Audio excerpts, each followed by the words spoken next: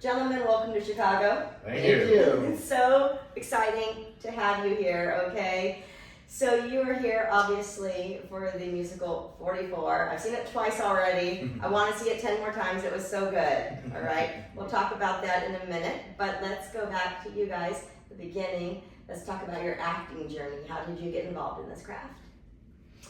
Oh, wow. We're just pulling out the big guns. Yeah. Starting off at the roots. Okay, well, your origin I will story. tell you, my origin story actually starts right here in Chicago. I was born in Chicago and I grew up in Skokie. And I came from a very rich theater program. It started at Niles East High School, and then Niles East closed after 2 years, and our entire theater department moved to Niles North High School. And we were one of these very, very lucky high schools that had a lot of money that was put into it. We did a full 5-show season every single year. I always knew I wanted to be an actor. I mean, ever since I was in grade school, and I was very lucky to work with a man named Jerry Prophet, who I actually just saw. We're still very good friends. And he was my high school theater director and mentor, and kind of launched me into that. And then I went to drama school at Illinois Wesleyan University. Oh, somebody's taking a shower. I went to... We're camped out in Michael's apartment right now, guys, so excuse the white noise. It makes a lot of really weird noises. Like, that's only I don't one. think anybody's in there. Is this like a psycho thing or whatever you do? Well, it is partly a horror show. So Yeah, there we go. right? But yeah, so I went to Illinois Wesleyan University, majored in music and theater, then I moved to New York after that, and I lived in New York for 5.5 years. Went through a Meisner program there. I studied dance, I studied voice with Liz Kaplan. And then I eventually was working up and down the East Coast after I joined the unions, and then I decided I want nicer weather, and so I moved to Los Angeles, and I've been there for many, many years. What's wrong with our weather? This weather, I grew up with this weather. We have home movies of me in the with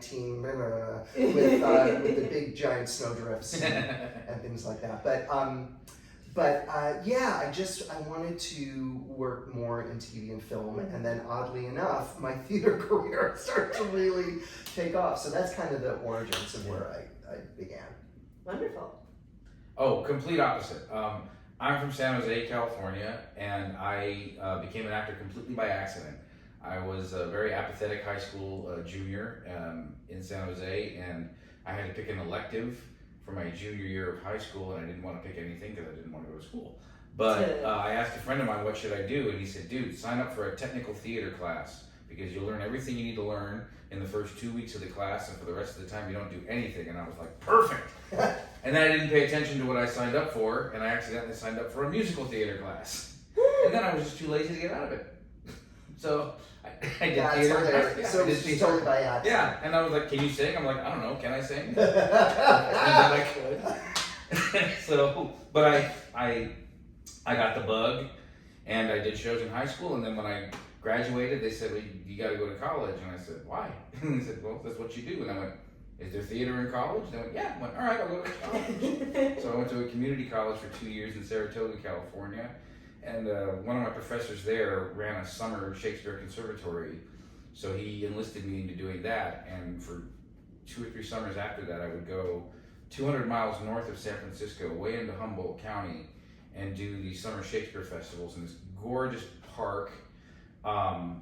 And did, and I learned stage combat, I learned, classical theater, and then I had no intention of leaving. Like, that was going to be my life. I'll do theater for my college, they'll let you do it forever, and I'll do the summer Shakespeare, and it'll be great. And then one of my friends auditioned for a conservatory in Southern California and didn't get in. And he came back and he was complaining about it being a jip, like they ripped him off, and it was a whole scam. And I was like, well, what's the school? And he told me, and I looked it up, and I went, all right, well, let me try it. And I auditioned, having no intention of going, but I got in. And I went, oh, I guess I got to move to LA now. So your career is dumb luck. Yeah, pretty much. I pretty much like Kramered my way into an acting career. And when I got down to Southern California, and I was at a 3-year conservatory program and studied with amazing acting teachers there, Diana Stevenson, Betty Carlin, Terry Hayes, all these wonderful people. A wonderful musical theater instructor named John Peck and a man named Perry Hart. And just, I graduated and immediately, I wanted to get into film and TV as well, but I was so, immersed in doing theater by then that the first thing I did was I joined a repertory company in North Hollywood and, just became the king of Lancashire Boulevard right there in North Hollywood. Every other door was a storefront theater, and I worked in all of them for about 3.5 years. And got in front of a camera whenever I can, did some cool, really weird films that I'm sure are on Tubi right now. And research it. Find it. But yeah, that's kind of where it all started. So, what has been, first of all, have you gotten to come back to Chicago area often over the years, or do you kind of just stay over there? Not a lot. I have all those remember that theater program I was talking about, and now it's North High School. Well, I'm still friends with a lot of those people. So there's always a Christmas party every year. I don't often come back to see them. I do have some family here still. So it's always a treat for me because I never really got to live in the city proper as an adult. I was born in Chicago, moved to the suburbs, and then we would always come down here for theater trips and all kinds of stuff, but I never really got to experience living in Chicago, specifically downtown Chicago. And it's just been a blast because as the city just kind of unfolds. It's just like there's another thing, and then there's another thing, and I just discovered Wilma's Barbecue on Wabash over here, and it was, I rolled my eyes into the back of my head, and it was incredible. So so it's been really lovely. I don't get back often, but I do love it when I'm here. So you guys are here for a good extended amount of time, a month or so. And what have been your favorite things that you've gotten to do when you've been here? Or eat or see or do? Like what have been the highlights for both of you? Being here for Taste of Chicago was incredible. Yeah. That was fun. The food, everybody goes on about the food, and they're not lying, they're not kidding. That was really cool. The theater's right across the street from, Monument Park, and that's such a vibe and such an experience to have, and just to walk through there. The first day we were here, after we flew in, I just went and I walked around the park for like 4 hours and just sort of like loved being, and just, you can't walk through this city and not just be blown away by the architecture and the layout and you're watching people canoeing. It's such it really has an effect on you. Yeah. I have specifics with food. Yeah. Okay, we're gonna fight. Where's the camera? Yeah. I have two. Whichever one okay. They're both there. I have very specific food things that I have to do whenever I come to Chicago. Okay? First one is usually as soon as I get off the plane. In this case, I drove across the country because I got my dog with me. Oh. But normally, whenever I get off the plane, I immediately go to Poochie's Hot Dogs in Skokie. Okay. Number one. I just had, for lunch today, I had Portillo's. It's not the same. They're a little light on the celery salt. Oh, for a hot dog. For a hot dog. Okay, I'm talking about hot dogs. Okay. So that's number one. Scandalous. Al's Italian beef. Yes. Al's Italian beef. Hands down. Only one. There it's the only one. There is no contest. No. Now, when we get into pizza, this is where it gets a little. We're gonna fight. So I'm a Lou's guy. I like Lou Malnati's, but Hillary Clinton in our show, who's played by Kelly Feldhouse, she is from Chicago, and she is trying to transfer me into a Pequod's guy. Convert, thank you. Convert me into a Pequod's guy. So I'm actually going to Pequod's next week with an open mind, and I'm going to I'm gonna go for it because I remember it from years ago, but I haven't had it in years, so I can't really remember. I've had it once. Okay. And okay, so what's your favorite pizza? I'm an Uno's girl. Oh, But only the one here. shocking. Well, not why.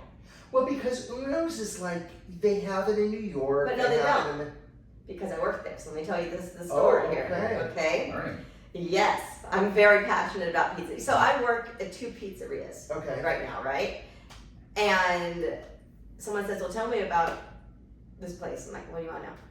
Like, that's like, what do you want for Christmas? Like, detail. What do you want me to tell you? Well, how to start? I'm like, pizza? And they're like, yeah. I'm like, okay. So, deep dish pizza was invented by Pizzeria Uno in 1942. Oh, and damn. then it became, I'm telling you, they drilled into us. And then it was so popular, 2 years later, they opened Pizzeria Due, which is the one I worked at, which is where I bring people, same recipe, same pizza, same staff, sometimes the managers bounce back and forth. Everything at those two are the same. But as soon as you leave out this neighborhood, even in the suburbs, different recipe, the chains are different. Where people are like, oh, I had that in Ohio. No, you didn't. No, you did not. Oh. So the only time you're going to get the original recipe is at these two locations in River North.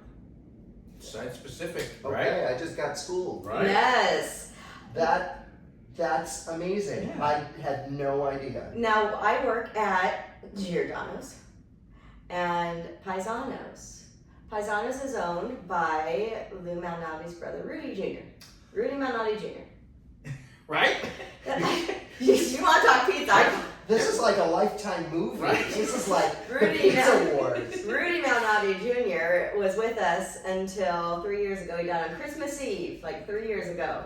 But he was always there to micromanage us to death. But I believe that is why the pizza is so pretty good. Where Lou's like Giordano's, like Gino's, it's all franchised out now, Yeah. right? So like a lot of stuff is shipped in frozen from corporate. Sauce is frozen, dough is frozen. I've never worked at Lou's. I don't know if that's how it is, but because it's so corporate, I'm assuming that things do get shipped in. At Paisanos and at Uno's still down here, everything is still made in-house. The sauce is made in-house and the dough is made in-house. At Paisanos, Interesting. they're crushing tomatoes in a bucket every morning. Wow. It's bucket sauce, okay? Crushing the tomatoes in a bucket. Uno's has the same situation. I don't remember how they make the sauce, but it's fresh like that. And so, while you're here, dude, you gotta do I'll it. try. Well, now, and I will say this about Lou's. That I can't speak to the tomatoes or the crushing process or any of that I can't stuff. because I never worked there. But I will say, I know that their cheese is bought from one manufacturer in Wisconsin that has been coming there for years and years and years, which contributes to the taste of Lou's pizza. I don't know where our cheese Weird. comes from, but our sausage comes from a very specific place. Wow. Just for us. Yeah. But everyone would ask me, they're like, do Lou and Rudy fight? This is when Rudy was still alive. I said, well, Lou's been dead for like 40 years, so I don't think it matters. And they're like, oh. But no, so yeah, we're a Malnati, but in my opinion, we're the better one. We've got 4 restaurants, maybe Interesting. 4 or 5. They lost a couple during COVID too. There used to be more like 7. So just 4, period. And so it's more of a family-owned thing. Because Rudy was so involved in the business, I think that's why it's still good. Because he was there to micromanage us to death, make sure everyone's doing what it's supposed to be doing. Yeah. It's now owned by the widow and the daughter. Oh. So it's still in the family. Anyway, there's my pizza rant. Right. Donna Okay. Pizza. You got to try. I know, I'm starving now. Oh my You've God. got to go get you some Due or some Unos though. You got to Alright. give it a shot, Okay. It's on man. the list. So Pequods and Yeah. this. Then you can make your accurate assessment. I will do it. 2 more I'm weekends. open. 2 more weekends. I'm pizza pansexual. Yeah, you got that. Pretty loyal. I See what bring I did everyone. there? Yes. I bring everyone to Uno's. I'm not When gonna they're in town, that's where I'm I'm going. not making a deep dish joke at all. But I got you on Al's. Al's is my favorite. It's the only place I get a beef. Yeah. There you go. Everyone raves about the Portillo's. No. No, in my house. No, it's In my out. house. Okay, so 44. 44. What a great show. You two were involved since the beginning, yes? Yes, that's correct. Can we talk about how this started for you guys and, some history on the show? If my knowledge is correct, our writer-director Eli Bauman started writing it in 2016. He wrote the first draft of it. And That's right. he had never written a musical, he'd never written a play before, he'd never written a song before, if I'm not mistaken. And he wasn't sure what he was going to do with it. He's a film and TV background as well. And also he also did work for the Obama. And he worked for Yes. the campaign. I think in Vegas. I think Yeah. he's in Las Vegas. So he has a little inside. Yes, absolutely. definitely. And then he met Monica on a writing job. He wrote a speech. Yeah, Monica, who is from Australia, who is our lead producer, she is a philanthropist and a big supporter of the arts, not only in Australia but all over the world. And she was giving a speech for an organization, and I think it was recommended that she connect with Eli. I don't know how exactly they met. It's probably with you, yeah. Probably through friends, but he wound up writing a speech for her, and she delivered that speech, and it was a great speech, and they became friends. Yeah. And then he wound up saying, I'm working on this kooky project right now. Would you want to help fund this? And she said yes. Yeah. And so that's how she kind of got on board. Yeah, and then through various connections, like with Anthony Brewster, our music director, he's worked with him on things like award shows. I know that the band, our house band, our incredible band, does things like the ESPY Awards and all that, and it's all industry connected. They are so fantastic. They're incredible. They're great. They're great guys. He went to Brewer. He goes, hey man, I wrote this musical. You want things like, yeah, all right, cool. And he loved it. And so that was sort of how the production aspect of it came together. And then in 2021, they wanted to do their first reading workshop of it and contacted pretty much the leading casting director in musical theater in Los Angeles, Michael Donovan, and said, we need people for this reading. So Michael reached out to various people and got us together, and we did our first reading in early 2021. Yeah, I mean, it almost was it almost sounded like a joke at first. It did. Because Michael called me up. I had worked with him several times. He had cast me at the Hollywood Bowl. He cast me in various other projects, and he said, "Would you want to do this kind of weird, kooky reading of this musical about Obama? And we want you to play Lindsey Graham." And I was like, "Yes." Yeah. That's how long it took. I was like, this sound, because I do a lot of weird, quirky musicals anyway. Yeah. And so I was like, this is kind of in my wheelhouse. So, and then sent over the script, and I was laughing out loud just reading this ridiculous script, which was like War and Peace at the time.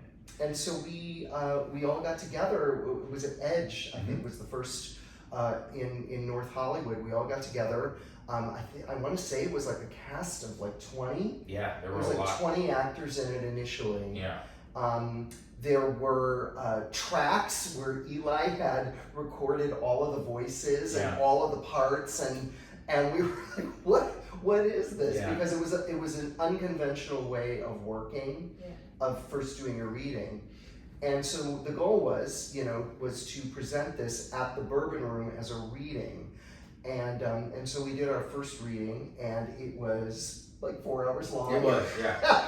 We started at 7:30. Yeah. We went to intermission at 10:30. Yeah, it was a long event. It was But Oklahoma over there. It was, but it had lots of what our audiences don't really understand is that we lost a lot of very rich, amazing material, but we had to, because we really had to focus in on the story that we were telling. Yeah. And so a lot of these really great songs kind of got chipped away. Who knows? Maybe they'll come back on DVD extras or something like that. Or maybe, who knows?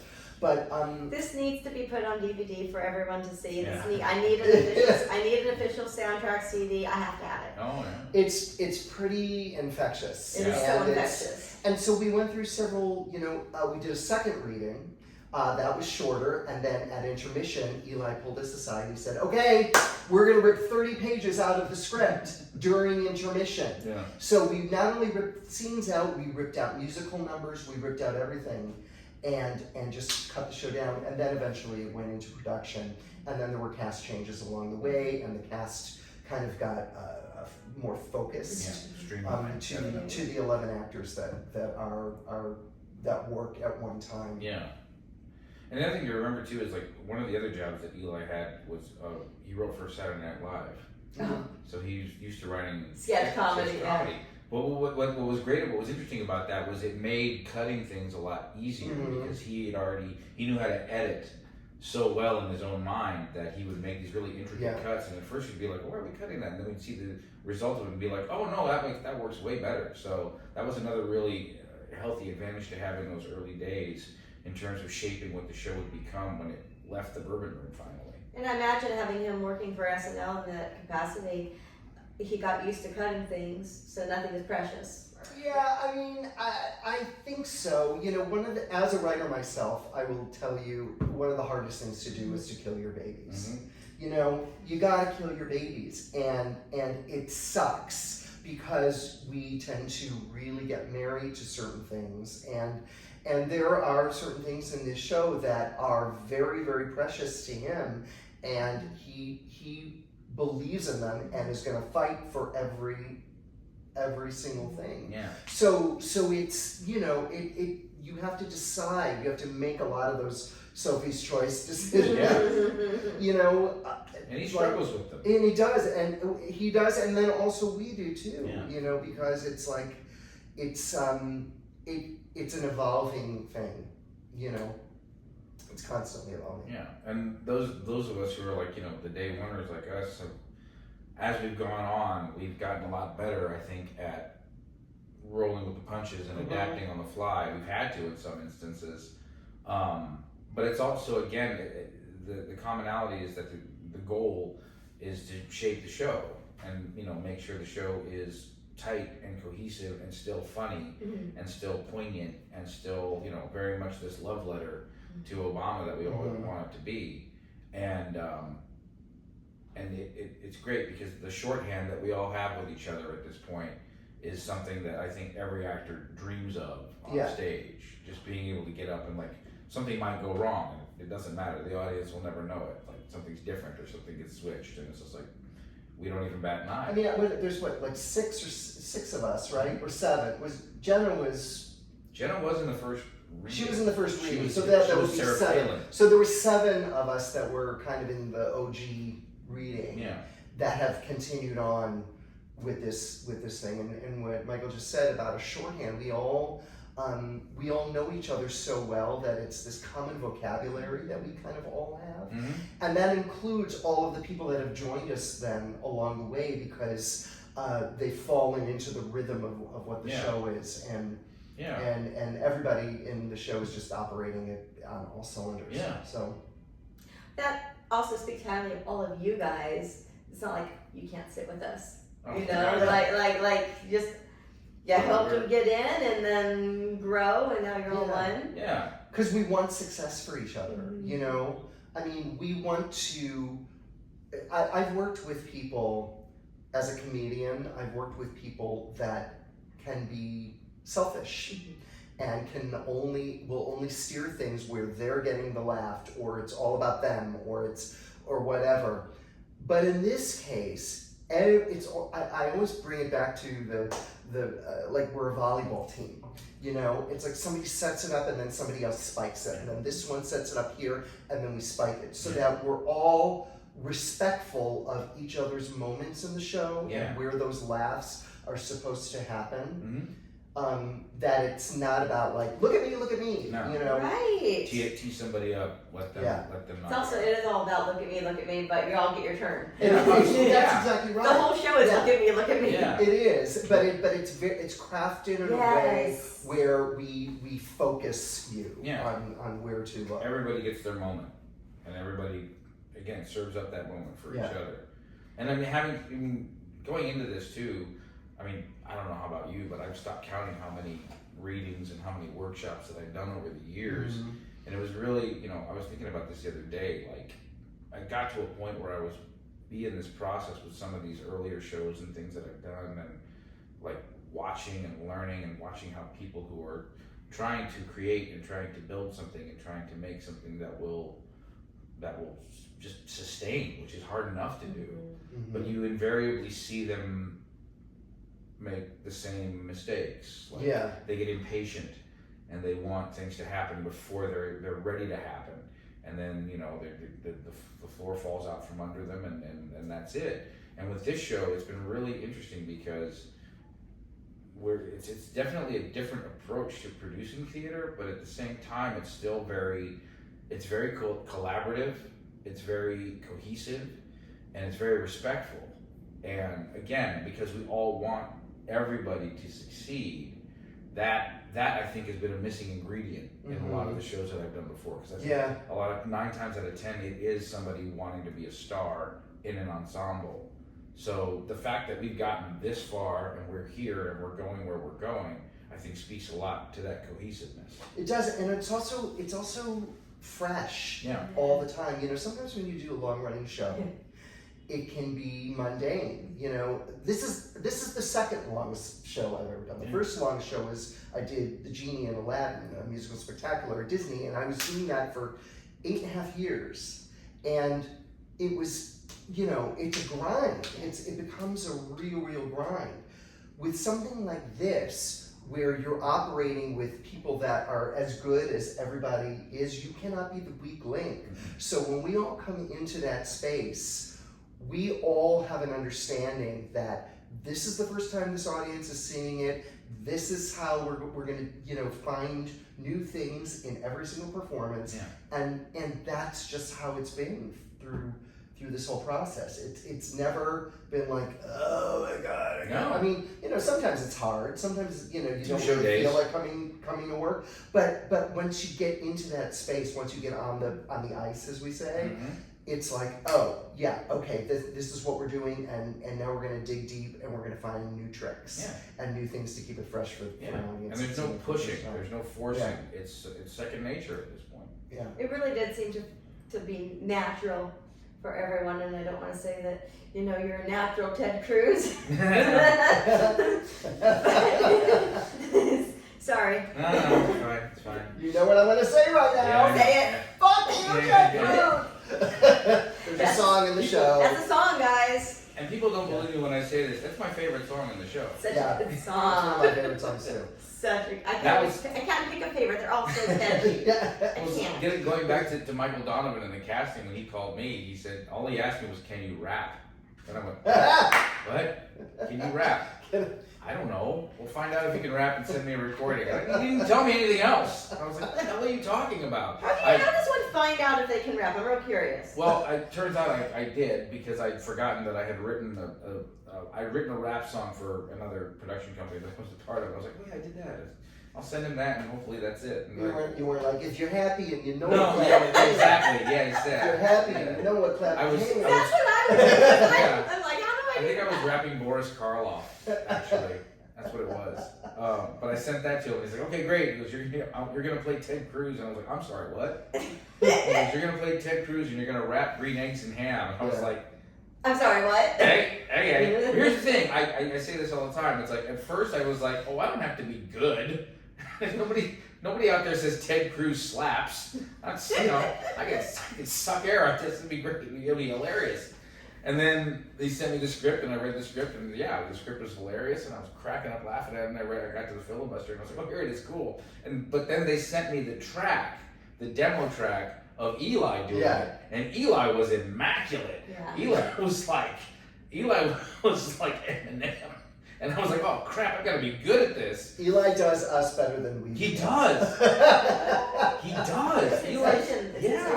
It's his voice. It really was. So I was like, oh my God, I gotta really be good at this. And thank God I do this song with Larry Cedar, who's Mitch McConnell, because Larry is a drummer. So Larry's rhythm is precise. And What? Larry's a drummer. Yeah. He plays drums? Yeah.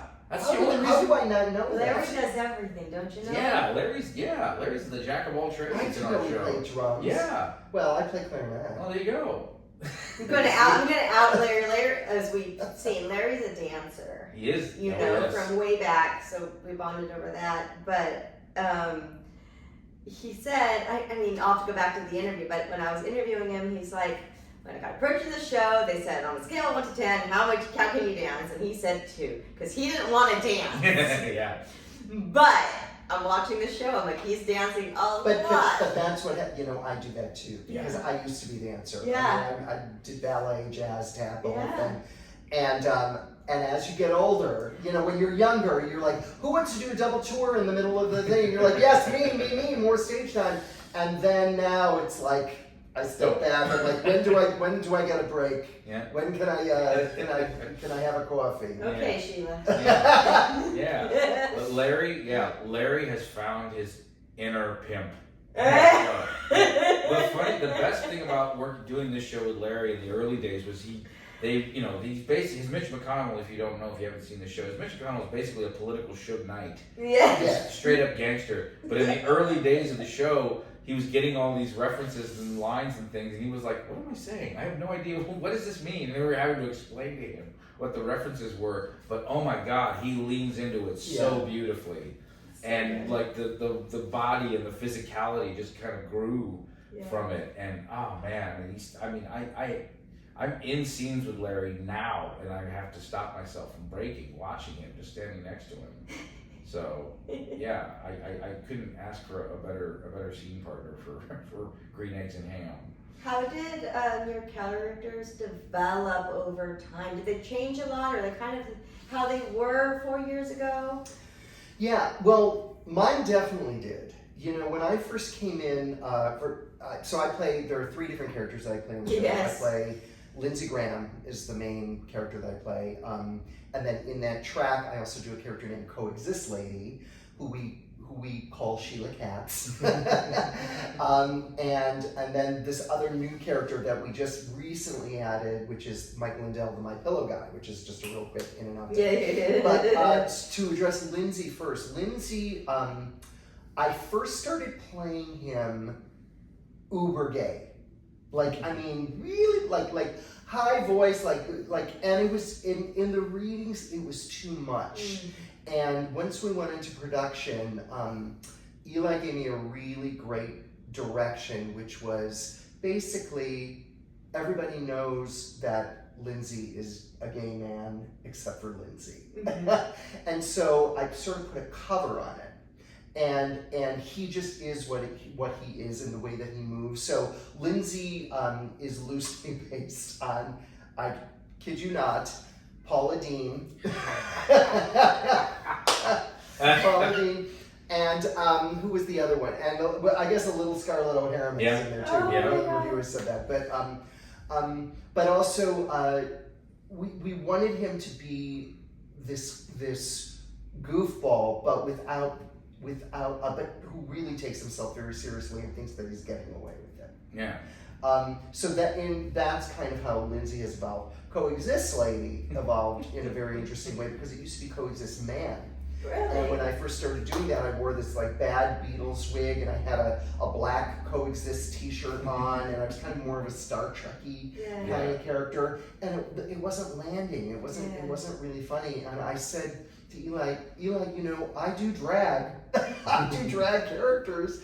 We should, let's make it a woman. And so we tried it as a woman, and she was kind of trailer trashy at first, wearing this short black skirt, and then once we went into production, she kind of got the makeover with the little red peplum, and so she's evolved too. She's a church lady. She is, yes, she is a piece of work. She's sort of an early Karen. Yes. That's really the best way to describe her. Yeah. How did you develop your voice for Lindsey Graham? Because I was telling Michael last night, I said, he's channeling Beverly Leslie. Leslie Jordan was a friend of mine. And he's my ringtone, I shit you not. He was a lovely, lovely man, and I directed him in a couple of things, and really just was the nicest guy. So a little of it is actually not necessarily Beverly Leslie, but really Leslie Jordan. But Beverly was also, he didn't admit to being gay the whole time either, Exactly. So there is an element of that in it. There is, like I said, Paula Deen, there's this delight of, hi y'all, just loving the listening to the lilt of their own speech. You know, yeah. I will say, just from like a listener's perspective, there is a hint of Capote in there as well. A little bit. There's a little bit of Truman in there. Yeah. There's some of that too. And then also, I just really wanted to tap into Lindsay where he is unhinged because he tries to be this Southern gentleman, and then when he snaps. I mean, and so I watched some of that, things when he would just go off like in Congress, just watching him, and I was like, well, okay, that definitely needs to be in the show because he needs to have a temper tantrum. Oh, I love it. How did you develop yours? Well, I mean, I feel like all of the Republicans, wham, white, hetero, affluent men, I think we all start from this blueprint of hiding who we really are. I think Lindsay certainly is one. Herman Cain definitely is one. The only one I don't think has any really pretense to them is Mitch McConnell, because like I said, Larry he kind of is what he is. Yeah, Larry plays him like a pit bull. But with Ted Cruz, and he is the lamb. He is the lamb. He is. But with Ted Cruz, it's like it doesn't take a good actor to spot a bad actor. I will toot my own horn and says it take a good actor to play a bad actor, because he's just sort of useless. Like I can't think of any other way to describe him. All he does is he's a hype man, he's a pitch man for Mitch McConnell, but there isn't really a genuine thought in his head. Yeah. And it's very freeing for me because all I have to do is just react to what other people are doing and be really kind of slimy and condescending the whole time. And it's also interesting because both of our characters really have sort of a layer of tragedy to them, that they cannot be authentically who they are. Yeah. Certainly with Lindsay and his whole thing, right? But also with you, with the whole Latino thing. Yeah, like we both snap and there's a crack in the arm. Yeah. That is your Achilles heel. Yep. Yeah. But it's like, and as far as like the almost like the evolution of the character, like I started out literally just being a complete snot. That's how Ted Cruz was in the early readings, and he didn't really have a purpose in the show. It was just like he was just kind of there to be annoying. And as the story has progressed and how the shape as the show's been molded, and we found a way for him to sort of be almost like an antagonist. Just a needler, but in a very like direct and annoying way. And I really try to lean into it because when it gets to time to start the song "Fuck You, Ted Cruz," I want there to be a reason for that song in the show, and I want there to be, for people for that song to start, for the audience to hear it and go, "Oh God, yeah, he really is." Shit, I hate this guy, Yes. So if I can contribute to that, as much as the song in the show is a tribute to the real Ted Cruz. I'm sorry, but it's like it's his face on the screen, not mine. Yeah. So I'll also like keep it at an arm's distance so that he gets his due for it. And one other really interesting thing that really I started to really understand and embrace, I think when we were at the Kirk Douglas Theater, is that the way that we behave in the show, the way that all the Republicans behave, it's all through the lens of Joe Biden. Yeah. It's all through the lens of how he is seeing us. Yeah. So that's why we can kind of afford to be a little bit more bizarre because it's coming through him. That makes sense. Yeah. He is the narrator of the whole thing. Yeah. Because sometimes people are like, oh, are you guys doing impressions? Or we're like, it's like, well, we're not doing impressions. No. We're trying to get the essence of who these people are, but through the lens of the way Joe Biden is telling us. Yeah. Which is hilarious, by the way. Yeah. Can we talk about the brilliance of Chad for a second? Okay, let me tell you. Oh my God. Let me tell you about Chad. So, I've never laughed so hard. Chad was part of our original group. Yes.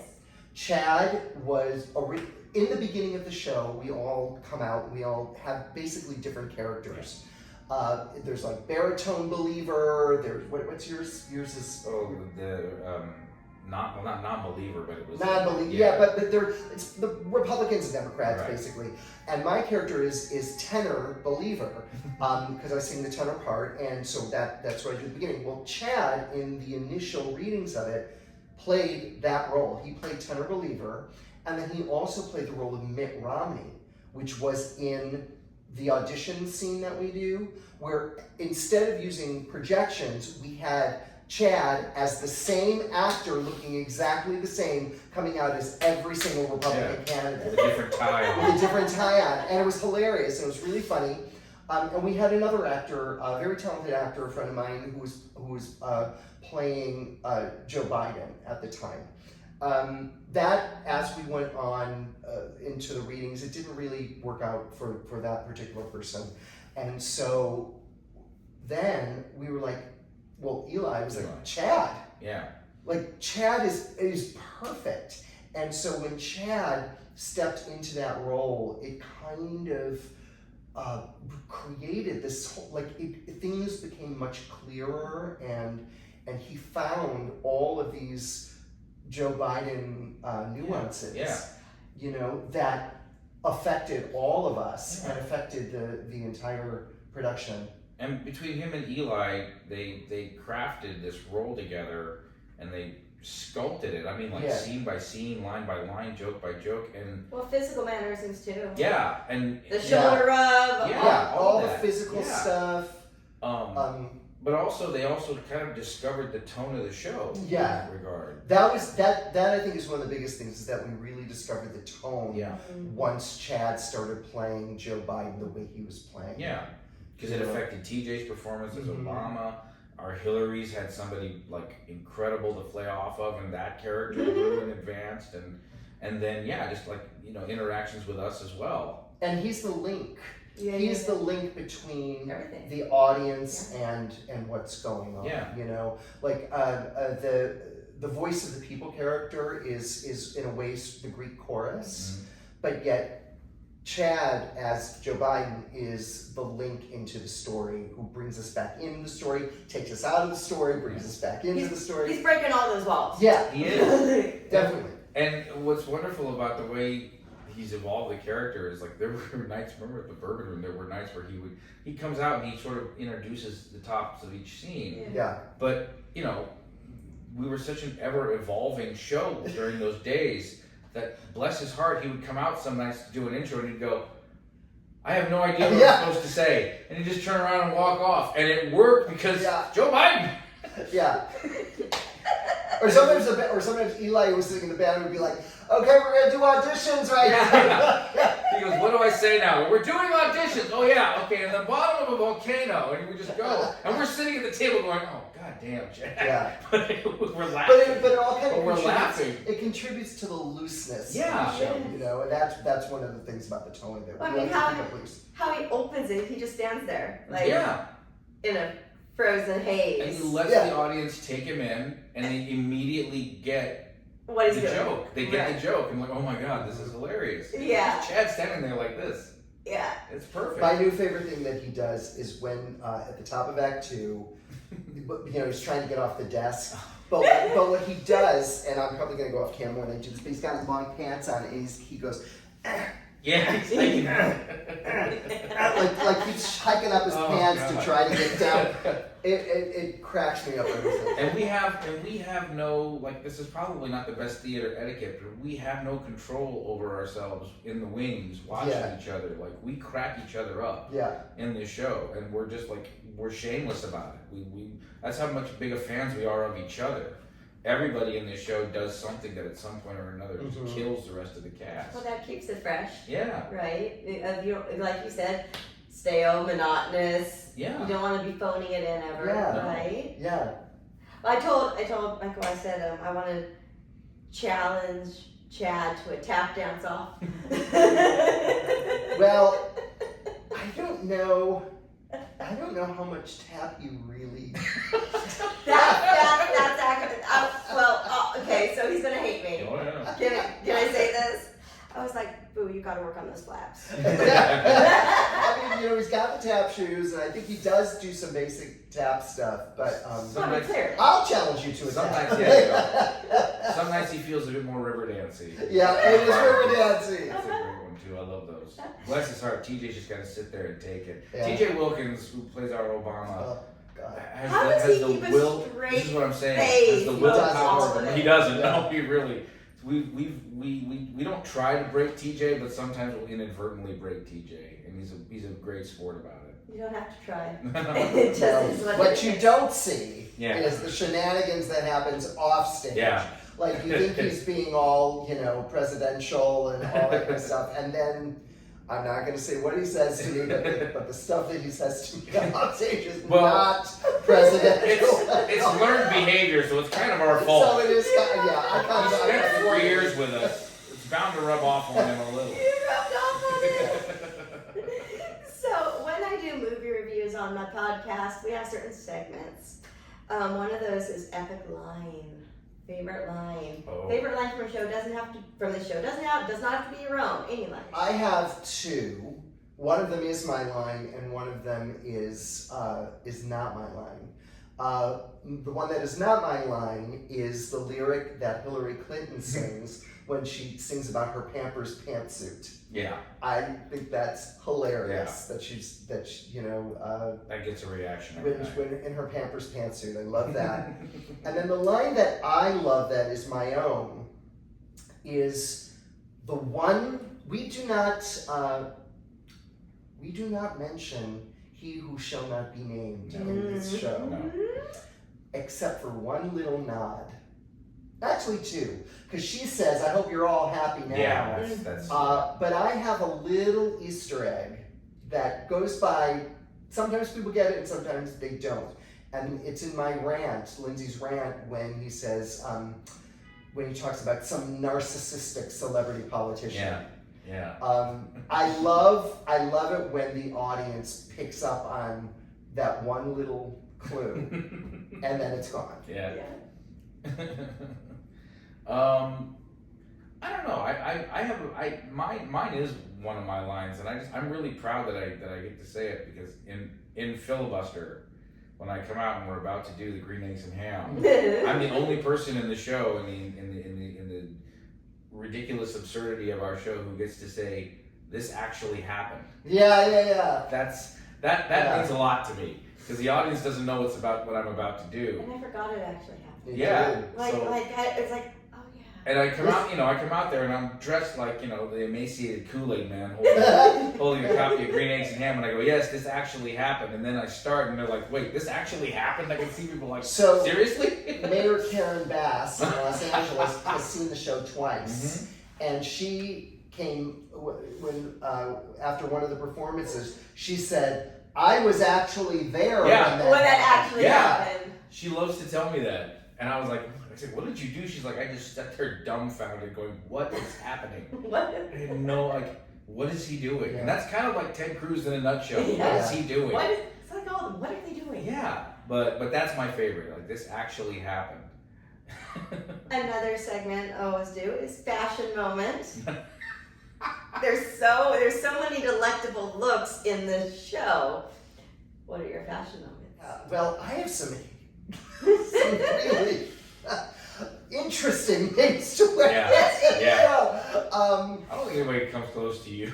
I mean, in the opening, they made me for many years of the show that we've been doing it, we all came out in kind of our own clothes, like we were normal people, and then they decided to make it a little more high concept, and they decided to, for this run in particular, make it Specific. slices of different societies. Yeah. So we've got a guy that kind of looks like a professor. We have a girl that kind of looks like she's maybe a news reporter. He is, dressed like kind of a Republican, Preppy, sweater, preppy, like he's going on a golf course. Yeah. And me, they put me in a version of Coexist Lady, but they put me in this blue sweatsuit with all these symbols all over. I look like I'm a fortune teller. You look like if The Sopranos had sponsorships. So that I love that sweatsuit. It's like, That's it's great. very comfortable. It's so ridiculous. That's one of my favorites. I love that. But also I do love the looks that I have in the show. I love the red peplum dress that I wear for Coexist Lady, and I love my little seersucker Lindsay suit that I've had forever. You know. I too. I really love the specificity that we've had in this run. Yeah. This is the first time in 4 years I've had to have like costume changes, quick changes in the show. Because it was just like And you said. you guys have some quick changes Yeah. and some quick transitions from one side of the stage to the other. Yeah. I'm like, wait, what? One gender to the other. That But I really like that, you know, even Ted Cruz now looks a lot more like somebody who looked like a Texas Yeah. Republican. Like the cowboy The boots, are the Yeah. boots you got. a real big effect, and so that's really nice. And I do like the opening costume too, because myself and Kelly Feldhouse, who before she plays Hillary Clinton, is just has this wonderful Karen look, like with the spiky hair and the vest, and she and I together look like the most horrific couple you would It's possibly. like all of stage right are douchebags. Yeah, and then yes. and then Larry is like Larry the Cable Guy's next door neighbor. So I really like impressed with our costuming this run. It's really dialed in. Yeah, and given us, this guy Matthew. Just nailed it. Yeah. Nailed it. Other than my own, I've really noticed this a lot. I really love the way they've been dressing Shanice for Michelle. Yeah. Mm-hmm. Yeah. It's very, like, again, Matthew's eye is so great. And Her costumes on Costumes that are official opening. yeah, and it's like, and even in the scenes with her and TJ together, like the suits that she's wearing are very like on point and and really do add to the aura of Michelle. So well done, Matthew. Yeah. Even with him, because we've never had a tan suit before. Yeah, he finally gave a tan We suit. finally got a tan suit. Yeah. So those are the ones that really stick out in my mind. I love it. So you have about, by the time we get this out, a week left in Chicago, and then off to New York. Well, off to LA first. Yeah. Okay. We're gonna go. Are you going to be performing there? Or is it No, down it's at sea? rehearsal. It's rehearsal. Okay. So we'll be getting our sort of New York version ready, which I'm assuming will be very similar to what this is. But I believe we might be having a few cast shifts that are going to be happening, and then a couple of other things. And then we will fly out to New York, and then we start performances, I think, on October 14th. Yeah. We'll be at the Daryl Roth Theater, which is a fantastic off-Broadway theater that I was hoping this show would go to. Really? Specifically? All for years, because the building itself looks like a government building. Really? It looks like it's an old bank. It's a historic old bank that was transformed into a theater, and it looks like it could be the Lincoln Memorial. You know, so our show just aesthetically is going to fit really, really well in there.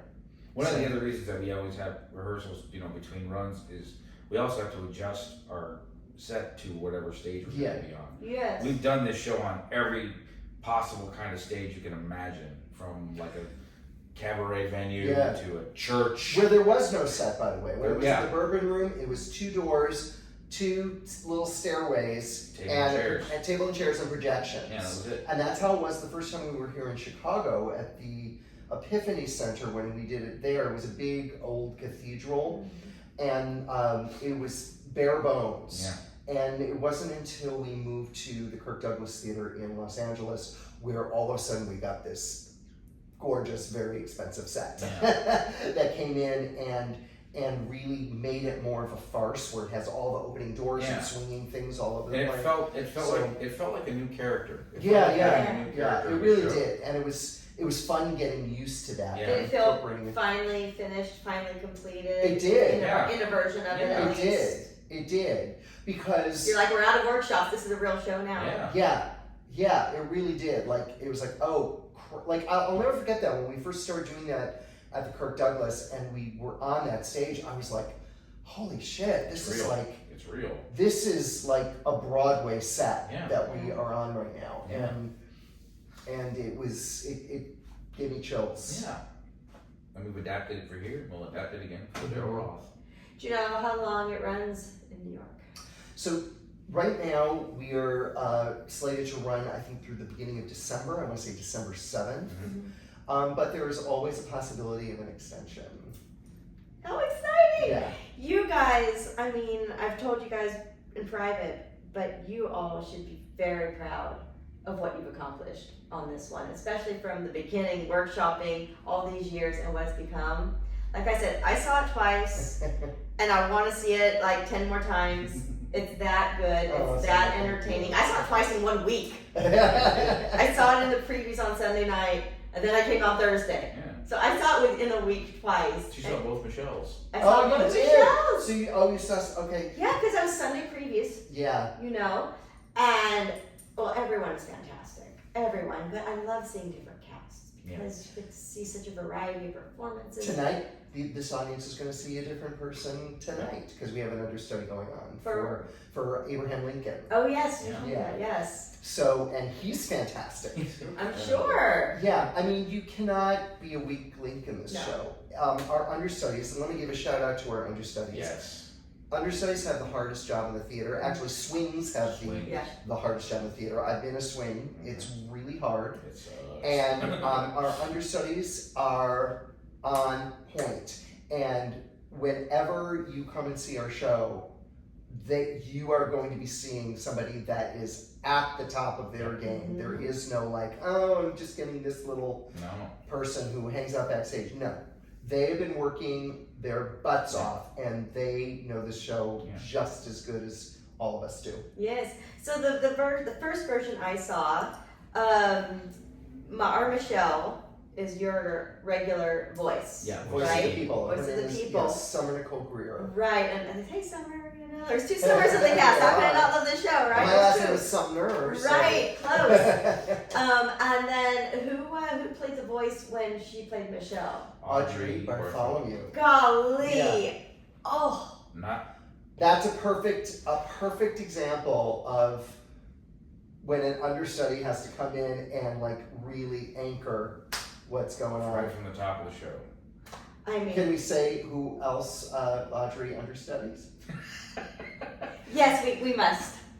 Who else does Audrey Right here. understudy? Apparently, in 4 years, the only other person who can do green eggs and ham besides myself and Eli is Audrey Bartholomew. Is that what made That's that what I've decision? been told. I haven't seen it. I may have to push you down the stairs. Yeah, I may get Tanya Harding. Just no, so no. I can be Yeah. in the same room when she goes on and does that I full Ted Cruz I job. would take a sick day just so that could You're happen. So I can see it. Yeah. I'm sick, but I'll be Yeah. watching you from But afar. and Eli too has said he's like, I love Michael has never missed a show, but I'm gonna be honest here. I want to see that show, guys. Yeah, I just I get do. it. That'll I get it. that'll Give be her a hilarious. So- chance. Just let her do She it. won't do it in front of me. That's the thing too. I'm like, let me hear it. She goes, no. Well, I can understand because you're so fantastic at it. It's kind of intimidating. That's how we roll. Anybody can be anybody's And understudy. speaking of costuming, like my favorite costume was like her Voice of the People costume. Yeah. And I believe it was like the red sparkly The red bra with the coveralls. And That costume has really evolved. that was over such a time. great, beautiful costume. When we first started doing that, we've had several actors play Voice of the People. All of them phenomenal. Yeah. All of them bringing their own sort of signature to the role. But it was a bodysuit. That character used to wear like a black and white bodysuit, Like a tight one. like Yeah. tight. It had like stars on It's it, like a unitard. Yeah. and then it kind of evolved and changed with different people and different body types that were flattering to the people that were on stage. And it's kind of evolved into this Rosie the Riveter Yes. It's the best. costume. Yeah. It was awesome. Anyways, I loved it. Okay, to wrap us up, we're going to the Delve deck. Oh dear. The what? The The Delve what? deck. The Delve deck. Delve What deck. is that? Okay, so I've started incorporating this at the end of my interviews. It's a fun way to wrap it up because I don't even know what it's going to be. Okay. You know? So this is a set of decks. This is one of three. produced by the company Boardwalk from Los Angeles, BORED Walk. They're an artist-owned, progressive, independent business that does graphic tees, activity books, and things like Delve decks, right? And I support them every chance I can get. I love what they stand for. I love their products, you know. So I just thought this is a fun way to start ending my interviews. And it's just, you know, some questions on these cards. I love stuff like that. Even I do. And there's all different, like, levels of depthness based on the colors, because there's some dark, some light. Like, I'm not going to pick on one that says you're going to die. Yeah, seriously. No, but as I told Larry, if the right card comes up for the right situation, he's like tarot. I said, absolutely like Love tarot. it. There you go. You know, and so I used to read runes. I don't remember really how to do it anymore, but I used to. Yeah. So I totally get this. Right. Right. And, you know, so there's all these different colors, and I'm just like, we could get an easy question, like, what's your favorite vegetable, or we could get something really deep, you don't know. So, Okay. here we go. All right. All right, I shuffle. Oh, now I'm nervous. I'm nervous too. I'm like, all right. So, ooh, it's a dark card. It's gonna be a good question. Ooh, I like it. What makes you feel most fulfilled? Oh boy. I know it's tough. It's tough. No, I know. A couple of things. I have two. One of them is my dog. Oh. I am a big dog person. I have a dog named Duffy, who is with me. I drove across the country with her from LA. She's precious. I love her so much. It's gonna kill me because I have to leave her behind when I'm in New York, but she's gonna be well taken care of. But Duffy is one of them. And then the other thing that makes me feel very fulfilled is when I am on stage and I am able to have a moment where a joke lands and then the laughter rolls through the audience and keeps rolling and rolling and rolling and rolling and rolling. That makes me feel good because it fulfills me as an artist, but it also helps me, it provides me joy knowing that I am bringing joy to other people. So that's my dark answer. I love it. This is the joy version. They may have a grievance version. They've got a general one, but this is the joy edition. Okay. So these are some good, thought-provoking So questions. but it's not like that show James Lipton where it's like, you know, we when heaven exists. Yeah. You know, What's your favorite curse Well, I do love what's your favorite curse word. What's your favorite curse word? word? What is my favorite curse word? I know mine. What Can I is say it? Yeah, do it. Can I say it loud? Cunt! See? How am I going to top that? My favorite curse word gets used about me a lot. And I walk in and that's you. I walk in the room and people go, oh, this motherfucker. Oh, yeah. Yeah. This motherfucker. So. Well, I love the word fucking all of its versions. You know, fuck you, fuck off, fuck it, let's fuck. I don't care. I love it all. It's multi-purpose. It's a multi-purpose word. It serves everything. And the tone. Yes. It can be angry. It can be happy, joyful, playful. You know. We use it in various ways I on know. our show. We get good use out of it in A our lot. show. Anyway, what fulfills you? Oh, gee, what fulfills me? My family first and foremost. Oh. Because I would not be here. I would not be a part of what I'm a part of without my family's support. There are no other actors in my family, and they don't understand this life at all. But God bless them for many years. They've, enabled me and they've supported me and they picked me up when I've been down, and I'll be grateful forever to them for that. That and very much what Jeff said about having that moment on stage in front of an audience where it isn't just a laugh, it's just the effect that you have. Mm-hmm. When I was in college, I had a professor say to me, your job as an actor is to affect your audience. And if you can make that happen, that's very fulfilling. So very much those two things. Beautiful. Ride 44 playing at the Studebaker Theater. Was it 410 South Michigan? Is that the address? I believe so. I think. I believe so. Yeah. All right, it's the Studebaker Theater at the Fine Arts Building, playing through September 21st. So we're almost done in Chicago, but then off to New York. If you're in New York, you have to check this show Come see us. out. It's gonna be so good. I'm so bummed I can't be there for New York. I would take a trip just to see it, but I'm spending like 3 weeks in California already, so I can't take any more time away. Yeah, we're excited to see what kind of effect New York is going to have on the show. Not just the show on New York, It's but gonna vice be versa. fun.